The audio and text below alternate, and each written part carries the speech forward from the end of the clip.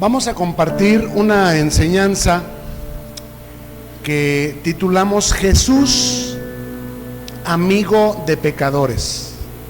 Encontramos en Marcos capítulo 2 versos del 13 al 17 lo siguiente.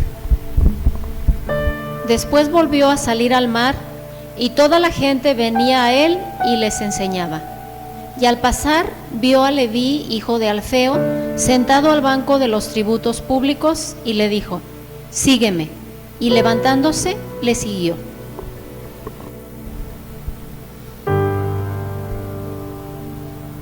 Después volvió a salir al mar en Galilea, ¿se acuerdan ustedes?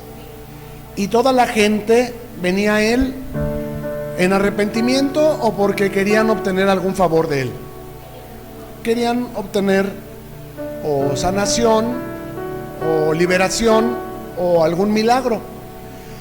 Pero ¿qué es lo que hacía Jesús? Sanaba a muchos, no a todos. Liberaba a muchos, no a todos, pero algo sí hacía con todos. ¿Qué es lo que hacía? Les enseñaba. Para Dios lo importante es que recibamos su palabra, no su poder, no su favor, solamente. Si recibimos su palabra y su palabra reina a nosotros, todas las bendiciones nos persiguen y nos alcanzan en su tiempo y según la capacidad que cada uno tengamos para ser fieles a pesar de esas bendiciones. Porque hay a quienes se les indigestan las bendiciones. Si Dios te sana y no usas tu salud para venir a la iglesia, tu sanidad, tu sanación, ¿fue de bendición para ti o para perdición? Igual, si Dios te da un trabajo, un empleo, y ahora que ya tienes dinero, no vienes a la iglesia, ¿esto fue una bendición o fue algo para tu perdición? Ahora, ¿Dios te lo dio para perdición o nosotros hicimos lo bueno o malo? Acuérdense que en el principio Dios hizo los cielos y la tierra y todo lo que hay en ellos, y todo Dios verificó que fuera bueno. Y sin embargo hoy no puedes beber cualquier clase de agua y no puedes respirar, por ejemplo en la Ciudad de México, sin que eso afecte tus vías respiratorias. ¿Qué hicimos con lo que Dios hizo bueno?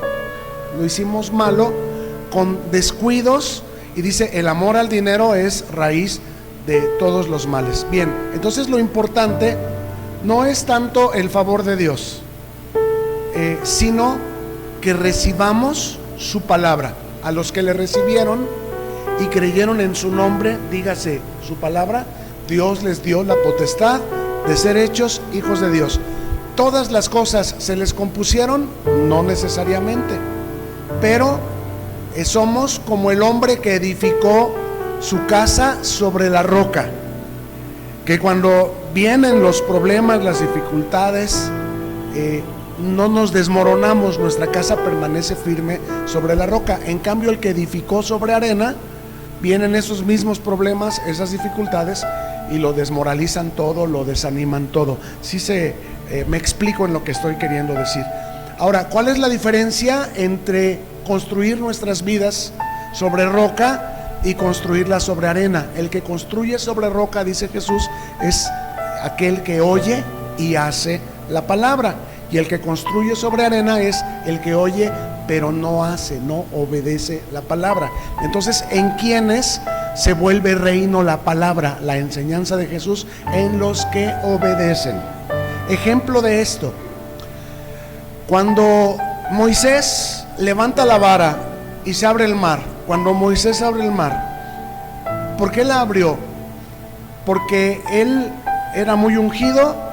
¿Porque la vara era muy ungida? ¿O porque estaba obedeciendo a Dios?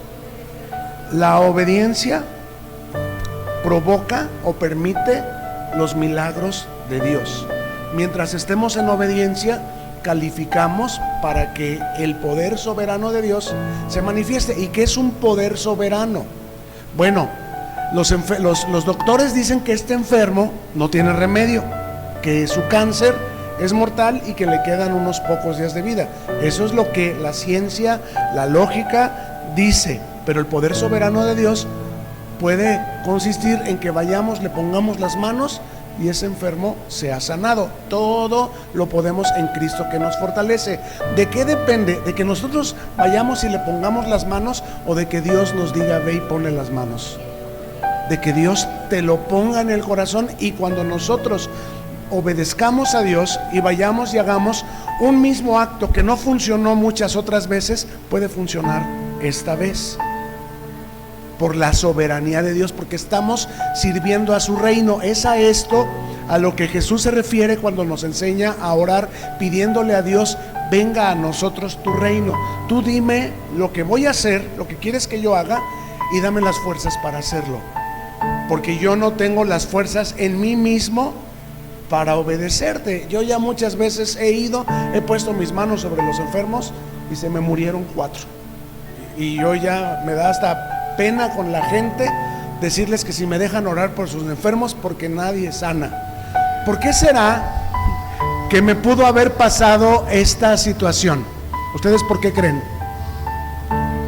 Porque fui sin la dirección de Dios, y yo lo que necesito es que sea Dios quien en ese momento me diga ve y haz, y me dé la capacidad de serle obediente y fiel.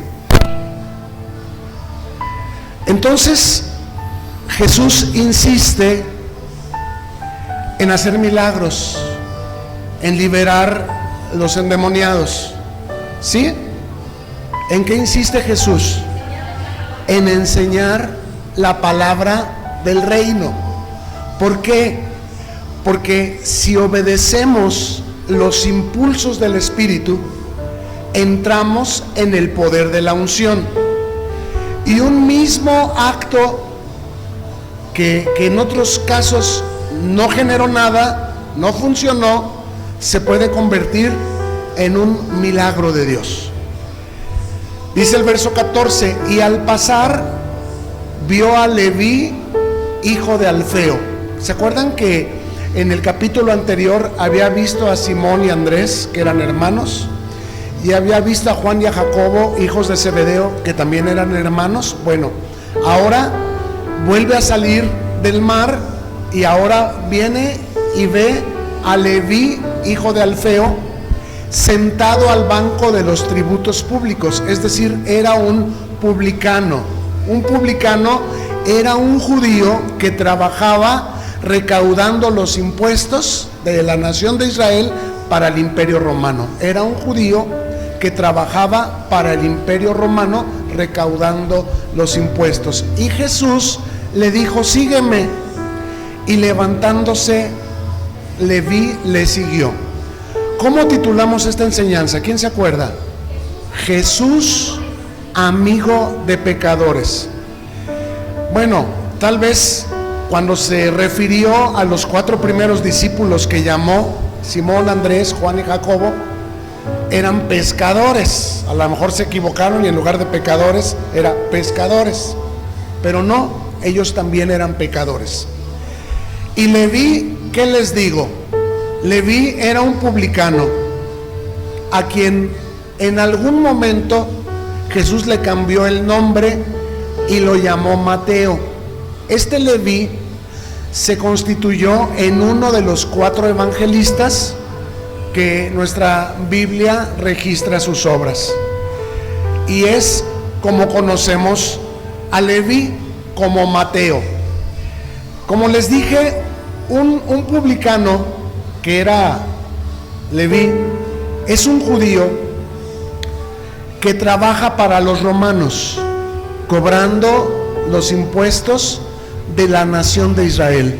Es decir, era considerado un traidor. Los publicanos eran considerados por los judíos traidores a la patria, pero además los publicanos solían ser abusadores, cobraban de más y recibían mordidas a cambio de favores que ellos podían darle a esta o aquella persona.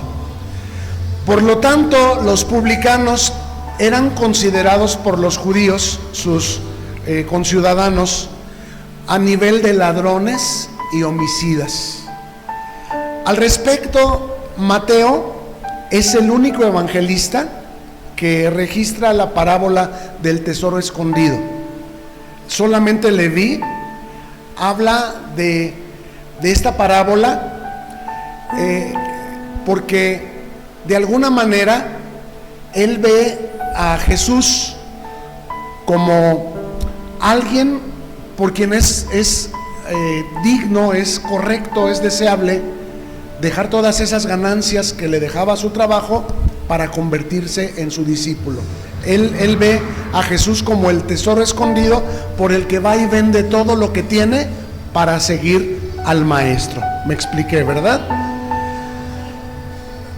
Se tenía incluso la idea que mentir a un publicano no era pecado. Imagínense ustedes cómo era el aborrecimiento que los judíos tenían hacia los publicanos. Pero su amor al dinero, el amor que los publicanos tenían por el dinero, los llevaba a sacrificar su reputación, su familia y sus amistades. Y también sacrificaban las actividades ceremoniales en el templo porque no se les permitía entrar, porque se les consideraba traidores a la patria e inmundos a razón que servían para los enemigos de la nación de Israel, que eran los romanos. Como quien dice, los publicanos vendían su alma al imperio romano, no al diablo, al imperio romano.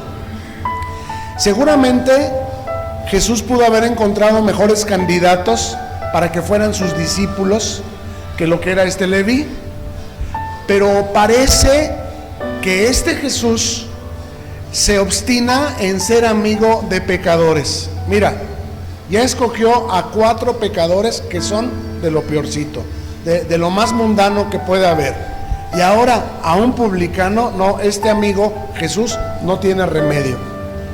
Y a diferencia del joven rico, ¿quién se acuerda de la parábola del joven rico? Bueno, no era una parábola, era una verdad. Un joven rico que no pudo dejarlo todo. ¿Se acuerdan qué le dijo Jesús? Solamente te falta cumplir una cosa: toda tu riqueza véndela y repártela entre los pobres y vienes y me sigues.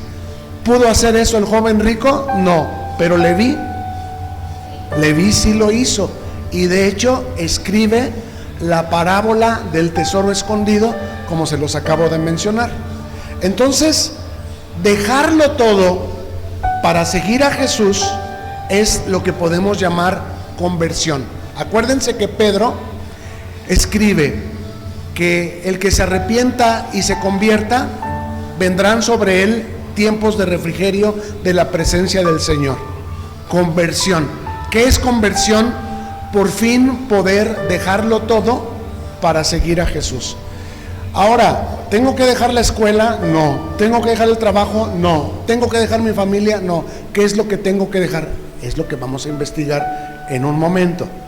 De hecho, era imposible, en el caso de Leví, que un recaudador de impuestos pudiera recobrar su cargo una vez que renunciaba a él. A lo mejor los pescadores podían volver a ser pescadores si las cosas no salían bien como discípulos de Jesús, pero un recaudador de impuestos, un publicano, no podía retomar su posición de trabajo si lo dejaba por la razón que lo hubiera dejado. Entonces, para Mateo o Leví, el dejar su trabajo era como quemar la nave que lo trajo a este puerto sin vuelta atrás. Era como haber quemado el puente y no hay regreso.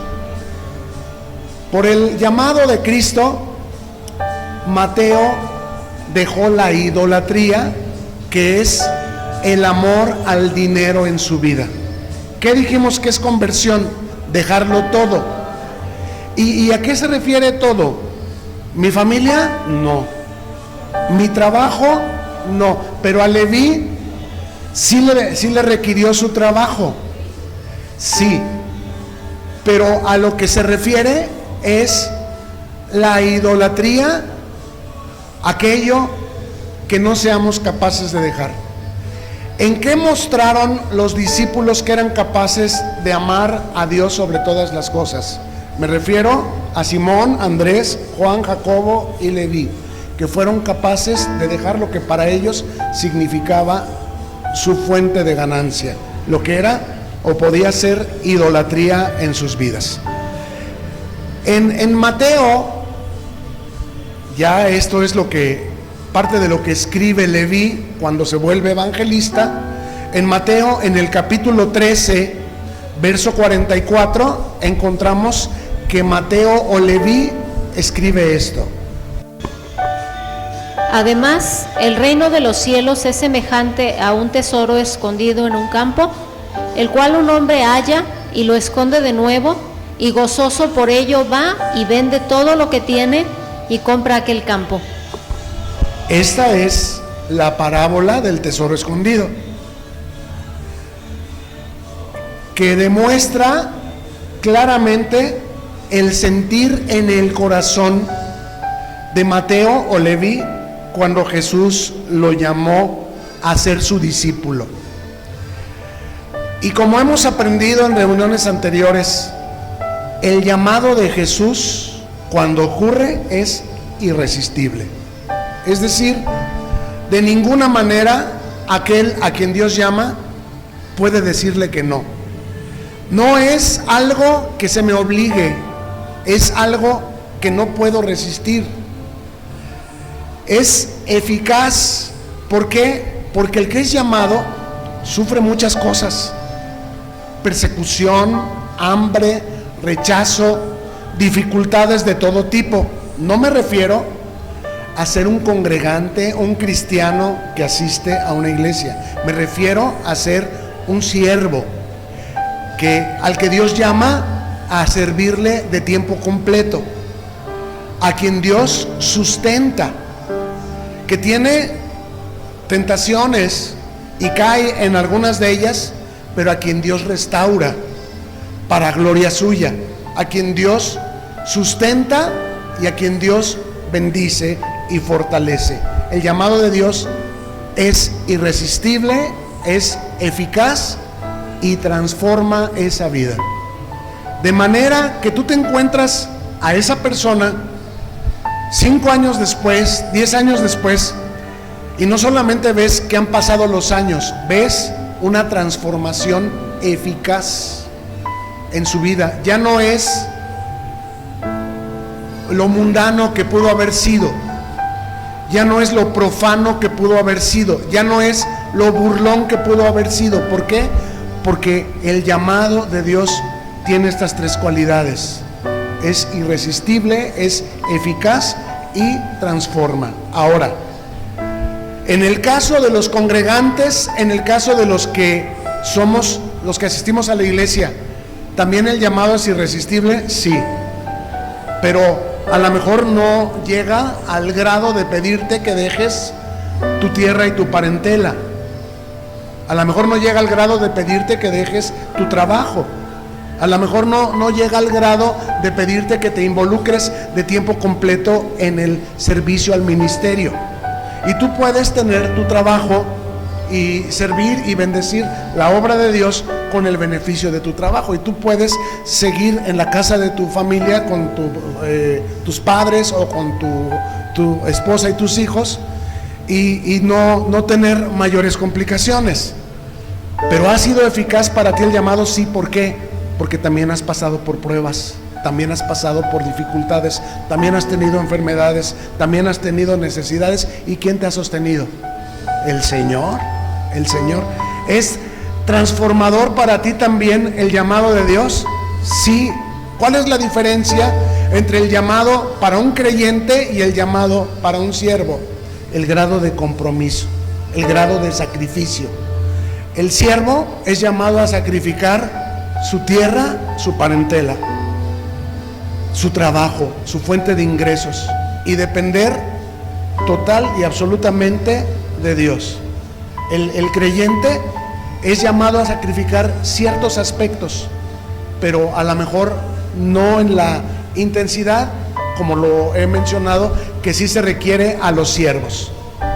Pregunta: hemos pasado por esta experiencia del llamado de Jesús, que es, dijimos, irresistible, es, ¿qué más? Eficaz, ¿y qué más? Y transformador. ¿Hemos pasado por esta experiencia? Sí. Es decir, Dios no se deja sin testimonio. Este es el testimonio de Dios junto con la sangre del Cordero que nos permite vencer a Satanás en Apocalipsis 12, que no vamos a ver hoy. Solamente lo menciono. Este es el testimonio de Cristo en nuestras vidas, que su llamado es irresistible. ¿No podría yo haberme quedado hoy en mi casa? ¿No podría yo estar en un jardín, en un paseo? Sí, pero esas cosas son la excepción y no la regla. Para mí, el vivir es Cristo y el morir es ganancia. Y aquí estamos. Su llamado es irresistible. ¿Acaso no tenemos problemas? ¿No tenemos necesidades? ¿No tenemos dolencias? Sí, sí, sí y sí, y muchos sí. Pero ¿tenemos Dios? ¿Y Dios nos consuela en todas nuestras aflicciones? Sí. Si Él quiere, me quita este dolor, esta necesidad, esta enfermedad, esta molestia. Pero si no, Él me da la gracia para soportarlo. Su llamado es eficaz. Aquí estoy. Y es transformador. ¿Soy diferente hoy a lo que era hace 3 años? Sí. Entonces sí tenemos esta experiencia. Y no todos hemos tenido que dejar nuestra familia, o nuestro trabajo, o nuestras pertenencias. Pero sí, esas cosas ya no son prioridad, no son ídolos en nuestra vida. Me explico, ¿verdad? Ya no definen nuestra existencia. Hay personas a las que les define su trabajo. ¿Y tú en dónde trabajas? Uy, yo trabajo en tal empresa. Uy, esa empresa es muy buena, dicen que tiene prestaciones, que pagan muy bien, que dan muy buenos aguinaldos, que dan muy buen reparto de utilidades. Y el día que no tienes ese trabajo, el día que te despiden y te encuentran y te preguntan tú dónde trabajas y les dices, no tengo empleo, ¿cómo te sientes? Porque esas cosas definen tu existencia y esas cosas no deben definirnos. ¿Quién nos define? Cristo. El Señor es mi pastor y aunque me corran de una empresa así, nada me faltará. Él me hará emprendedor, o Él me hará comerciante, o Él me llevará a trabajar en otra empresa, pero no hay justo desamparado ni su descendencia que mendigue pan. Pero que no te definan esas cosas. ¿Por qué? Porque muchas veces esas cosas se convierten en idolatría. Es que mi papá me ayuda y tu papá se fue con otra señora, o tu papá se enfermó y ya no te puede ayudar, o tu papá se murió y ¿qué vas a hacer? Por eso digo, esas cosas no nos definen y es algo a lo que todos estamos expuestos y que en algún momento puede ocurrir. Y Dios quiere que tu roca no sean esas cosas, no sean ni tu padre ni tu madre, ni tu esposo, ni tu esposa, ni tu hijo, ni tu hija, ni tu trabajo, ni tus propiedades, ni tu cuenta en el banco, sino que tu roca sea Cristo. Porque todas esas cosas, en un abrir y cerrar de ojos, se van y no vuelven. En cualquier momento puede entrar una devaluación y lo que tenemos en el banco se esfuma, pierde el valor. Aquel niño que había juntado sus monedas, una alcancía tremenda de monedas, y de pronto se devalúa el peso y sus monedas ya no valen nada. En Filipenses capítulo 3, verso 7, encontramos que Pablo escribe esto: pero cuantas cosas eran para mí ganancia, las he estimado como pérdida por amor de Cristo. Esto es la conversión. Cosas que para mí eran ganancia. Tengo una familia muy bonita. Pues pum, de pronto ya no tienes una familia muy bonita. Tengo un matrimonio muy bendecido. Y pum, de pronto ya no tienes un matrimonio muy bendecido.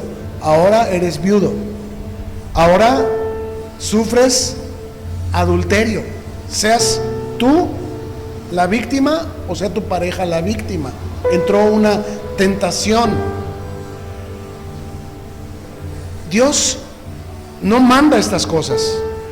Dios sabe que estas cosas son un riesgo para todos nosotros y quiere que si un día te acontece, no te pegue tan de lleno como muchos que se andan suicidando porque aquel anda bien feliz, o muchos que no saben qué hacer porque les cayó esta enfermedad, o que tenían toda esa esperanza en sacar adelante a sus hijos con una profesión y que cuando por fin terminan su carrera se les casan y se van a otra ciudad. ¿Y quién podrá ayudarme? ¿El Chapulín Colorado? Entonces estas cosas son algo que está latente, no las manda Dios, pero Dios quiere que estés preparado, que lo ames a Él sobre todas las cosas, porque el único que es eterno es Él, el único que es sin pecado es Él, el único que tiene una palabra verdad, verdadera y verdaderísima es Él. Y maldito el hombre que confía en el hombre. Si esas cosas que tú tienes, que estimas como ganancia, qué bonito coche, qué bonita casa, qué bonito trabajo, qué bonito matrimonio, qué bonita familia, las estimas como pérdida por amor de Cristo, esto es la conversión. Sí es cierto que tengo un matrimonio muy bonito y moa moa, pero si no quieres venir a la iglesia, con permiso, mamacita, yo me voy. ¿Me escucha? Mi coche, bueno, tengo ganas que me lleve a la playa, tengo ganas que me lleve a la montaña, sí, pero principalmente mi coche me debe llevar a la congregación. Hay una cita ineludible donde yo tengo que ir a darle gracias a Dios por todo lo que tengo, y tampoco esto garantiza que no lo puedas perder. En cualquier momento lo podemos perder, pero no vamos a perder nuestra alma. ¿Me explico? Esto es lo que se llama conversión, amar a Dios sobre todas las cosas. Disfruto las cosas, sí, pero en su debido nivel, no sobreestimándolas. No significa que los cristianos no tenemos luchas contra los antiguos ídolos de nuestra vida. Por ahí te encuentras a tu galán de la juventud, a tu amor platónico de la secundaria, y resulta que está disponible y que está bien guapo, bien bonita, y tú tienes problemas en tu matrimonio y empiezas a entrar en una lucha. Los cristianos no estamos exentos de tener que pasar por pruebas de toda clase. Esto solamente es un ejemplo que yo te digo, pero puede significar robar, puede significar falsificar un documento para obtener un beneficio, caer en alguna tentación de cualquier forma. Pero Cristo, porque vive en nuestros corazones, nos preserva y no nos deja caer en la tentación. Y si caemos, nos va a sacar de ahí, pero no sin disciplinarnos. Y dura cosa es caer en las manos de un Dios vivo, porque Dios prefiere castigarnos hoy por los errores que cometemos a que tengamos que ser castigados con los fornicarios, con los adúlteros, con los ladrones, con los homicidas de este mundo, porque ahora somos los hijos de Dios. ¿Me escucha? Entonces Dios nos va a disciplinar, va a tratar con nosotros en caso de que hayamos caído en alguna tentación. Él no va a decir, sí, yo te saco de ahí y nomás no peques más. No, Él va a tratar con nosotros. Y dura cosa es dar cosas contra el aguijón. A David se le antojó Betsabé, se le hizo fácil mandarla a llamar y seducirla. y sin querer le engendra un hijo. Y digo sin querer porque fue lujuria, porque él tenía a su esposa y ella tenía a su esposo y ambos lo sabían. Entonces entraron en una tentación. ¿Cómo lo castigó Dios? Bueno, jamás se apartó la espada de la casa de David.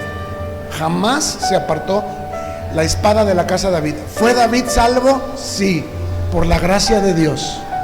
Pero Dios al hijo que ama, disciplina. Y dura cosa es caer en manos de un Dios vivo. Y por esa razón el temor de Jehová es el principio de la sabiduría. El hombre que teme a Jehová considera su camino y se aparta del mal. Amén. Entonces Cristo nos preserva. ¿Qué preserva Cristo? ¿Mi hermosa casa? ¿Mi hermoso matrimonio? ¿Mi hermosa relación con mis hijas bellas, preciosas y llenas de moñitos? ¿O qué es lo que preserva? Mi eternidad. ¿Preserva Dios mi salud? ¿Preserva Dios mi cuenta bancaria? No. ¿Qué preserva Dios? Mi eternidad. ¿Cuántos cristianos han muerto enfermos? ¿Preservó Dios su salud? No. ¿Qué preservó Dios? Su eternidad. Ahora, cuando resucitemos vamos a venir en el mismo cuerpo paralítico que se murió, ciego, con cáncer, leproso, sin un ojo. No. ¿Cómo vamos a resucitar? En cuerpos gloriosos, transformados a la imagen de la gloria del cuerpo resucitado de Jesucristo. Lo que Dios no quiere es que se pierda nuestra alma.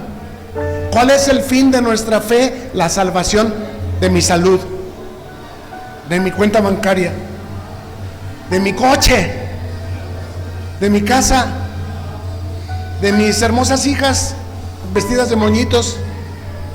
No. ¿Qué es lo que preserva Dios? Mi alma, mi alma.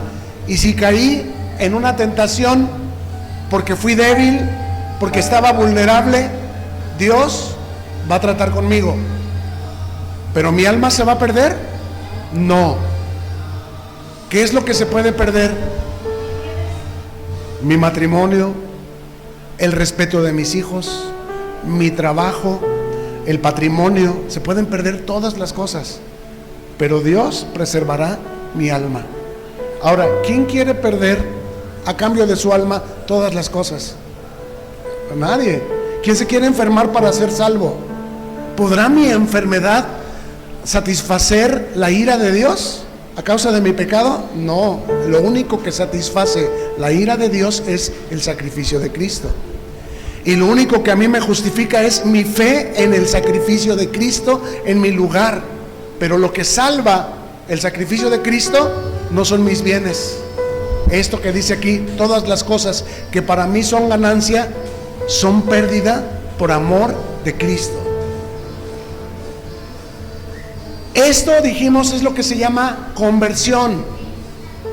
No significa que los cristianos no tengamos lucha contra los antiguos ídolos de nuestra vida, pero que Dios nos preserva en Cristo, que por la fe habita en nuestros corazones. Jesús vino a buscar y salvar lo que se había perdido. ¿Quién es ese? A ver, levante su mano. Éramos los que estábamos perdidos, destinados a ser como nuestra familia. En mi casa todos son diabéticos y yo también tengo principios de diabetes. En mi casa a todas las mujeres o todos los matrimonios se han quebrado y mi matrimonio también tiene amenazas de divorcio, de separación. No, en nosotros se rompe la maldición. ¿Por bonitos? ¿Porque venimos a la iglesia? ¿O porque oímos la palabra y la ponemos por obra? ¿Y qué nos enseña la palabra respecto al perdón? ¿Cuántas veces debo perdonar al hermano que peca contra mí? ¿7? 70 veces 7. Entonces, somos de una calidad superior, no por nosotros, sino por Cristo que habita por la fe en nuestro corazón. Pregunta: la esposa de Potifar que se le ofreció a José y se le puso una oferta: ven y tómame y déjame amarte a mi manera, ¿estaría bonita o estaría fea? ¿La dejó Josué, la desechó porque estaba fea? Si los hombres vemos un palo con faldas y corremos atrás de él, una gorda de la cantina nos parece bien hermosa después de la segunda, y qué te digo con la tercera copa. ¿Se imaginan ustedes a José, un joven con todas las hormonas de su juventud corriendo en su cuerpo, con la mujer de su patrón, la fantasía de muchos que sueñan con la maestra o que sueñan con la mamá de sus amigos? Bueno, aquí la esposa de su patrón se le estaba ofreciendo, poniendo en bandeja. ¿Y qué dijo José? No. Y no solamente dijo no, sino que ella se asió de él. ¿Y él qué hizo? Patas pa' cuando son. Huyó como los hombres, como los verdaderos hombres, huyó. ¿Qué le hubiera dicho su papá a José? Mi hijo, a una mujer no se le dice que no. ¿A quién le dan pan que llore? Eso no es todos los días. Véngate de tu patrón que te paga mal. Mira, ahí está la esposa. Aunque sea por venganza, cede con ella. Pero José, ¿de dónde tomó la valentía, el brío, la fuerza para decir no? ¿De dónde creen? De Cristo, que habita por la fe en nuestros corazones y nos preserva. ¿Por José nada más o por todos nosotros? Por todos nosotros, porque detrás de José venía toda la nación de Israel. Y si José sucumbía en esa tentación, nos perdemos todos. ¿Quién le dio salvación a los hermanos de José y a Jacob, su padre? José. Y si hubiera caído en tentación, ¿qué hubiera pasado? Se rompe la unción. No hubiera podido extender esta salvación a todas las generaciones posteriores, incluidos nosotros. ¿Se dan cuenta de lo importante que somos nosotros como eslabones en la cadena? ¿Creen que un chancecito que nos demos no va a tener consecuencias? Sí, sí, por esa razón Dios envió a Jesucristo para que todo aquel que en Él crea, no se pierda, mas tenga vida eterna. Que entendamos que tenemos una responsabilidad eterna, que no nomás es de me tomo esta coca y al rato la digiero, se me olvida. No es, el pecado no es así de sencillo como tomarse un refresco.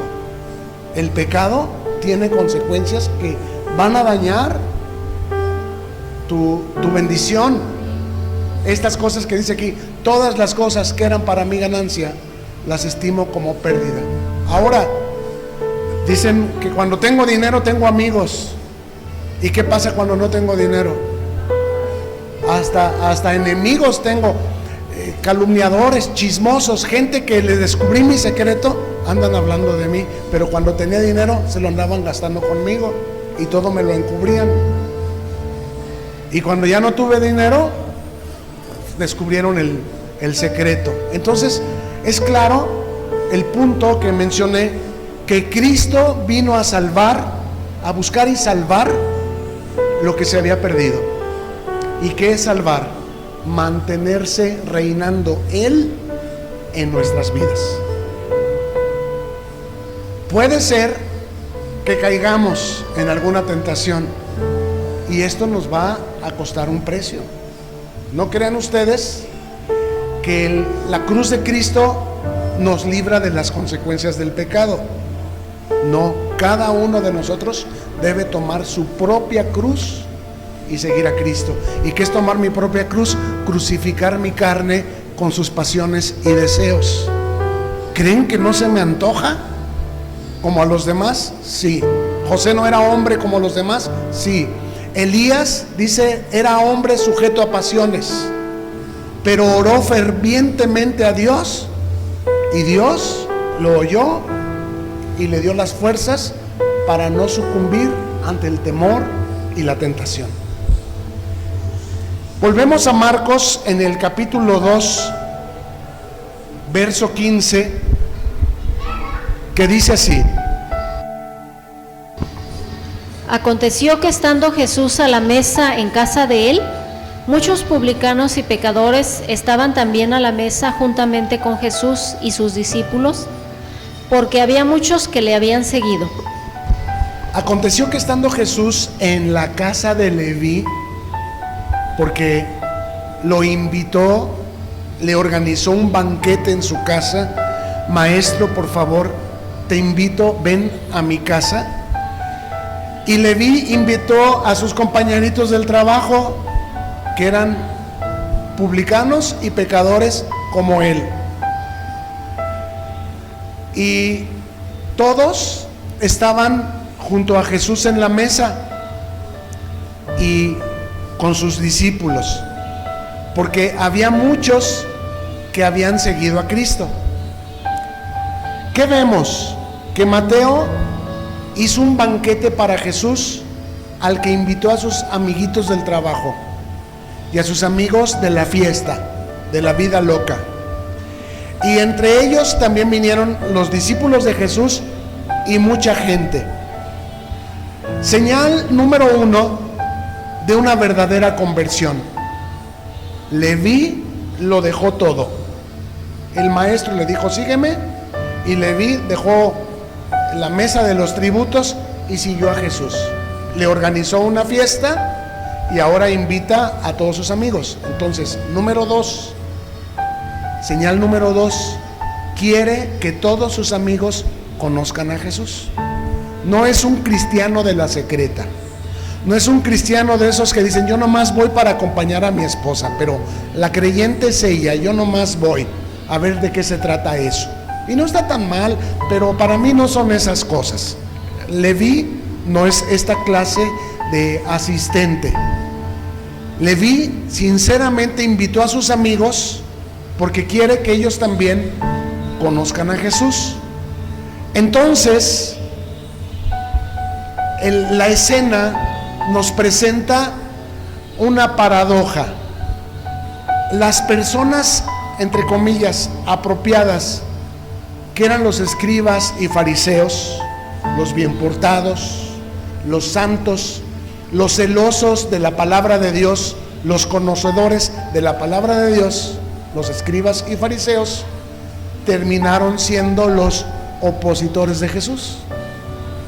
Y los pecadores, los que los escribas y fariseos descalificaban como irremediables y que ni siquiera les permitían la entrada al templo los días de reposo, los que estaban impuros ceremonialmente, terminaron siendo los que creyeron en Jesús.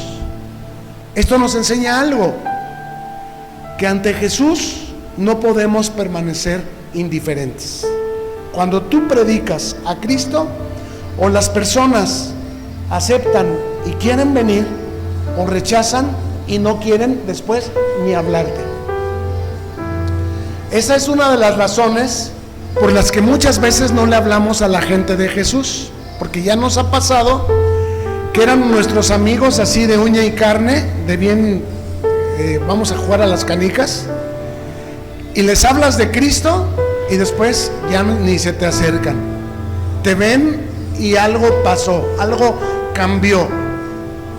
Pero vale la pena correr el riesgo de invitar a tus amigos y que se te vuelvan enemigos. Vale la pena. ¿Por qué? Porque el llamado de Dios, dijimos, número 1, es irresistible, número 2, es eficaz, y número 3, es transformador. Y yo no puedo resistir el darle a conocer a mis amigos mi nuevo gran amor, el verdadero amor que ha llegado a mi vida, que es el amor a Dios sobre todas las cosas. Hasta antes yo creía que conocía a Dios hasta que lo conocí realmente. Y cuando lo conocí, lo dejé todo.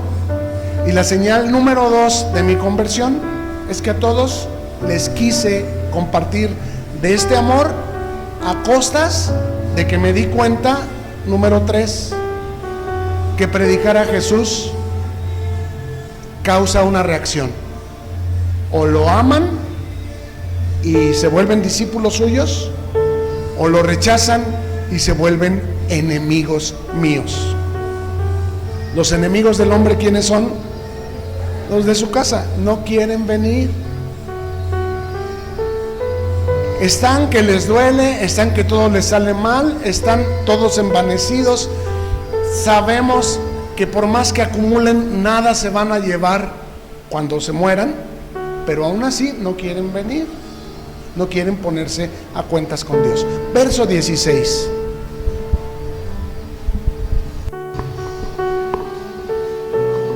Y los escribas y los fariseos, viéndole comer con los publicanos y con los pecadores, dijeron a los discípulos: ¿qué es esto que él come y bebe con los publicanos y pecadores? Los antagonistas de Jesús, los opositores, los que según eran los bien portados, los santurrones, escribas y fariseos, viéndole comer con los publicanos y con los pecadores, dijeron a los discípulos: ¿qué es esto que él come y bebe con publicanos y pecadores? Ellos no los aceptaban en su templo los días de reposo, porque estaban inmundos, así los consideraban. Pregunta: ¿y si no los dejamos acercarse a Dios, tienen esperanza de cambiar? ¿De dejar de ser impuros o inmundos? No. ¿Les interesaba la salvación de esas personas o la reputación de su congregación? La reputación de su congregación. Para ellos era más importante la pureza ceremonial que la salvación y la conversión de las personas. Debe haber sido muy difícil para los escribas y fariseos, recién habiendo visto a Jesús comportarse como si fuera Dios perdonando pecados. ¿Se acuerdan? Cuando los escribas y fariseos se alarmaron y dijeron: ¿quién es este para perdonar pecados? ¿Quién es capaz de perdonar pecados sino solo Dios? Bueno, se comportó como Dios apenas una reunión anterior, y ahora lo ven aquí comiendo a la mesa con publicanos y pecadores. Es esta la razón por la que Jesús en otra ocasión les comparte la parábola del fariseo y el publicano. ¿Se acuerdan la actitud del fariseo? Señor, te doy gracias porque en la ley tú mandas que ayunemos ahí una vez cada mes, mas yo ayuno 2 veces cada semana. En la ley tú mandas que diezmemos ahí de 2 o 3 veces al año. Es lo que mandaba la ley. Y yo diezmo de todas mis ingresos, yo traigo los diezmos. Pero sobre todo te doy gracias porque no soy mujer, porque no soy perro y porque no soy como ese publicano pecador que está ahí enfrente. Te doy gracias porque yo, mira mis barbas, mira mis vestidos sacramentales, yo soy santo. Y el publicano, desde que entró al templo, estaba pidiéndole a Dios: Señor, sé propicio a mí, perdóname porque soy pecador. Pregunta Jesús: ¿quién de los dos creen ustedes que salió justificado del templo? ¿El publicano o el fariseo? Y los fariseos le contestan: el publicano. Bueno, pues esa es la verdad de las cosas. Ustedes lo han dicho. Ustedes tienen la ley, ustedes tienen el templo, pero no tienen a Dios. Y ellos son los enfermos que tienen necesidad de médico, y yo soy el médico. ¿Pueden ustedes juzgar a un médico que se pasea entre los camas de los enfermos para ver el estado de sus pacientes? ¿Pueden juzgarlo por convivir con ellos? ¿Qué tal, doña Juanita? ¿Cómo se siente? Pues me duele, doctor, y está tomando sus medicinas. Yo la veo muy mejoradita, mire. Estaba usted con sus ojitos amarillos y ya los tiene claros. Mire, véase aquí en este espejito. Y esas palabras le dan aliento a los enfermitos. Podemos decir, ¿qué clase de doctor es que convive con los enfermos? Pues es algo parecido a lo que pensaban los escribas respecto a Jesús. ¿Qué hace este? Si fuera hijo de Dios, no estaría entre publicanos y pecadores. Verso 17 dice así: Al oír esto, Jesús les dijo: los sanos no tienen necesidad de médico, sino los enfermos. No he venido a llamar a justos, sino a pecadores. Entonces, ¿podemos criticar a un médico por convivir con los enfermos o hablar bien de él? Esto es la verdad de las cosas. Fariseo, escuchen porque esta definición está muy interesante. Fariseo es una palabra que significa separatista, alguien que se dedica a separar. Y se caracterizan los fariseos por no entender el pecado ni la gracia. No entienden por qué peca ni tampoco entienden por qué lo perdona Dios. Por eso lo critican todo. El primer paso para ser salvados es reconocer nuestra necesidad de ser salvados. ¿Y quiénes estaban más lejos de dar este primer paso? Los fariseos, porque ellos se creían limpios, porque sus ritualismos, sus ropas, sus barbas, su observación de los días de reposo y de las fiestas judías les hacían creer que estaban cumpliendo con Dios, pero eran separatistas. Y la prueba de ello es que a estos publicanos y pecadores no los dejaban entrar en el templo, y en cambio la presencia misma de Dios, que se supone debía habitar en su templo, viene a habitar entre los pecadores, ¿cierto? En Gálatas capítulo 3 verso 10 dice así: Porque todos los que dependen de las obras de la ley están bajo maldición, pues escrito está: maldito todo aquel que no permaneciere en todas las cosas escritas en el libro de la ley para hacerlas. La ley es una cadena de 10 eslabones, los 10 mandamientos de Dios.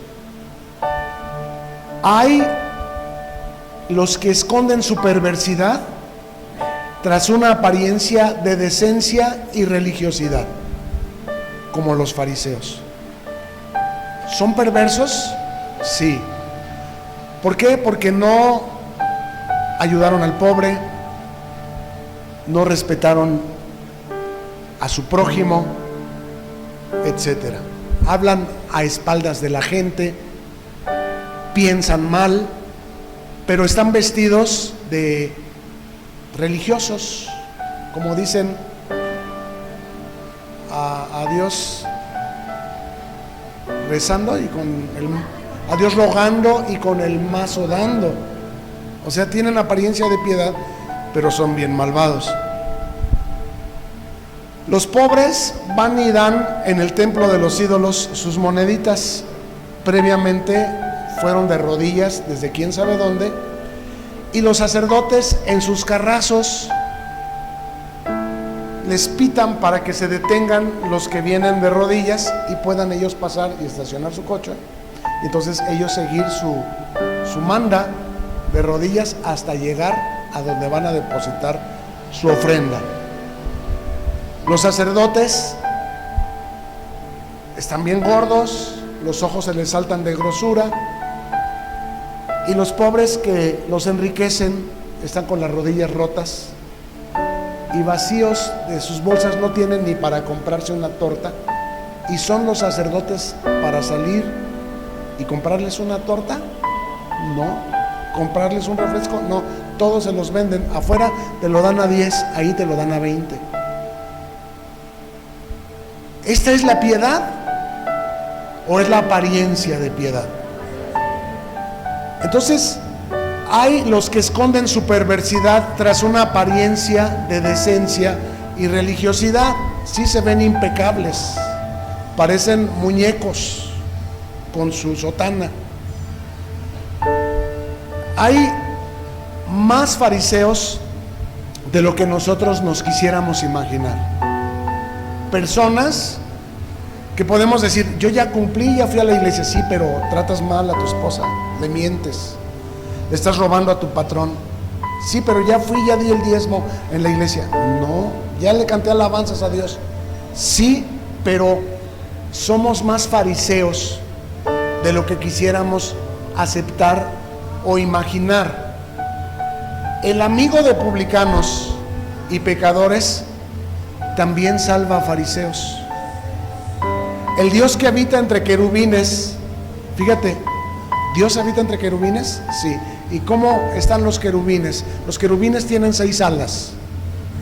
Con 2 de sus alas cubren sus ojos. Con 2 de sus alas vuelan y las otras 2 de sus alas cubren sus pies. ¿Por qué 2 de las alas de los querubines cubren su rostro delante de la presencia de Jehová? Para no ver su santidad. Su santidad es luz que enceguece. ¿Se acuerdan cuando Moisés desciende del monte, que le decían, cubre tu rostro porque nos encegueces? ¿Se acuerdan cuando Dios estaba en lo alto del monte Sinaí, que le dicen a Moisés, súbete con Dios y habla tú con él, no sea que nos destruya, porque la presencia de Dios es hiriente? Entonces, el Dios que habita entre querubines vino y se hizo carne en la persona de Jesús, a decir, no me toques, inmundo, no entres conmigo al templo porque tú eres un pecador, no comas conmigo en mi mesa porque no eres digno. ¿Vino a eso el Dios que habita entre los querubines? No. De la misma manera, Jesús habita por la fe en nuestros corazones. Dejemos que se manifieste a través de nosotros. ¿Cómo? No digas mentiras con tu prójimo. No lo agravies ni lo dañes en ninguna manera, porque esto no te va a hacer bien. Dios disciplina al hijo que ama. Y como lo vimos en esta enseñanza, dura cosa es caer en manos de un Dios vivo. Hay muchos cristianoides que han sido tropiezo para mucha gente, incluidos a lo mejor nosotros en el pasado.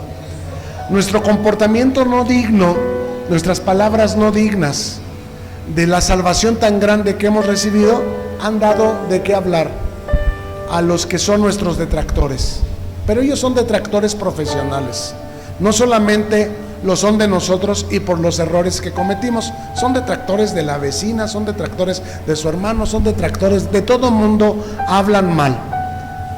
No hablan mal de sí mismos más que cuando se ven en el espejo. Ay, ya estoy más viejo, ay, ya estoy más gordo, ay, me está saliendo un granito. Es la única manera en la que hablan mal de sí mismos, pero de todo lo que ven, de todo lo que hablan mal. Entonces, no es para que tomemos como personal que las personas hablen mal contra nosotros, pero que sí debemos tomar como personal, no ser malhechores.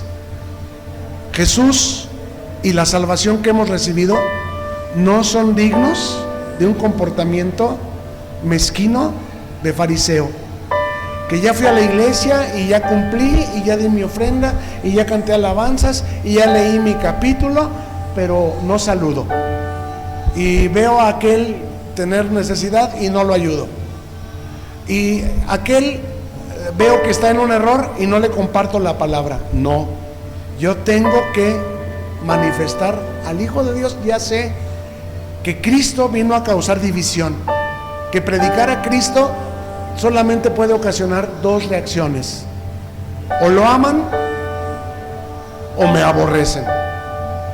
Pero vale la pena predicar a Cristo. ¿Por qué?